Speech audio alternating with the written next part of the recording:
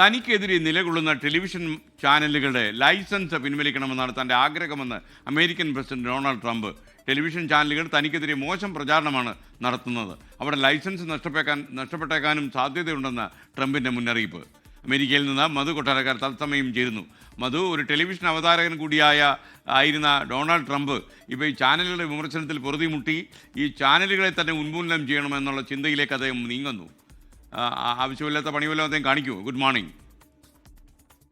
Morning എസ്കെൻ. Donald ട്രംപിന്റെ ഏറ്റവും അടുപ്പമുണ്ടായിരുന്ന Charlie കിർക്കിന്റെ മരണവുമായി ബന്ധപ്പെട്ടുള്ള വിവാദങ്ങൾ ഇപ്പോഴും അമേരിക്കയിൽ ഇങ്ങനെ കത്തിപ്പടർന്നുകൊണ്ടിരിക്കുകയാണ്. ഏറ്റവും ഒടുവിൽ വാൾട്ട് ഡിസ്നിയുടെ ABC ന്യൂസ് ചാനലിലെ സ്റ്റാർ അവതാരകൻ ജിമ്മി കിമ്മലിന് ഇതുമായി ബന്ധപ്പെട്ടുള്ള ഒരു പരാമർശത്തിന്റെ പേരിൽ ഷോ അവസാനിപ്പിക്കേണ്ടി വന്നിരിക്കുകയാണ്.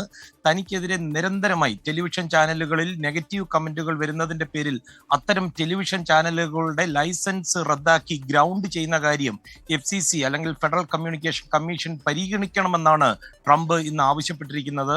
എസ്കനെ ലണ്ടനിൽ നിന്ന് സ്റ്റേറ്റ് വിസിറ്റ് ഒക്കെ കഴിഞ്ഞ് വാഷിംഗ്ടണിലേക്ക് മടങ്ങും വഴി എയർഫോഴ്സ് വണ്ണിൽ മാധ്യമങ്ങളോട് സംസാരിക്കുമ്പോഴാണ് ട്രംപ് ഇത് പറഞ്ഞത്.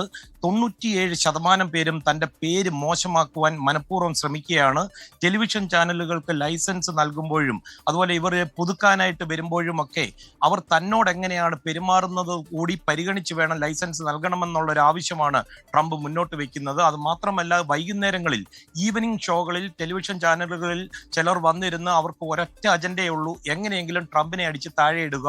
ഇത് കൂടാതെ ജിമ്മി കിമ്മലിന് മോശം റേറ്റിംഗുകൾ ലഭിച്ചതിനെ പറ്റിയും അദ്ദേഹം പരാമർശിച്ചിട്ടുണ്ട്. അദ്ദേഹത്തിനെ പുറത്താക്കിയത് ഈ ചാർലി കിർക്ക് എന്നറിയപ്പെടുന്ന ഒരു മാന്യനായ ഒരു വ്യക്തിയെക്കുറിച്ച് വളരെ മോശമായി ടെലിവിഷനിൽ സംസാരിച്ചതായിട്ട് അതുകൊണ്ടാണെന്ന് ട്രംപ് പറയുന്നു. എസ്കനെ, അങ്ങേക്കാൾ 5-6 വയസ്സ് മാത്രം എളുപ്പമുള്ള ആളാണ് ഈ ജിമ്മി കിമ്മൽ.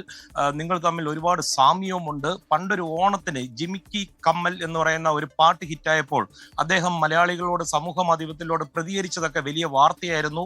ഹൈസ്കൂൾ സമയത്ത് റേഡിയോയിലൂടെയാണ് ജിമ്മി തുടങ്ങിയത്. 2003 തുടങ്ങിയ ABCയുടെ ജിമ്മി കിമ്മൽ ഷോയാണ് ഇപ്പോൾ ഇങ്ങനെ അവസാനിച്ചിരിക്കുന്നത്. പ്രതിവർഷം ഈ ഷോയ്ക്ക് $16 മില്യൺ ആയിരുന്നു അദ്ദേഹത്തിന് വരുമാനമായി ലഭിച്ചത്. SK, ലോകത്തെവിടെയായാലും ഏത് സമയത്തും 24 വാർത്തകളും ഓഗ്മെന്റഡ് റിയാലിറ്റി പാക്കേജുകളും എക്സ്പ്ലെയിനറുകളും വിശദമായി കാണാൻ ഞങ്ങളുടെ YouTube ചാനൽ നിങ്ങൾക്ക് സബ്സ്ക്രൈബ് ചെയ്യാം.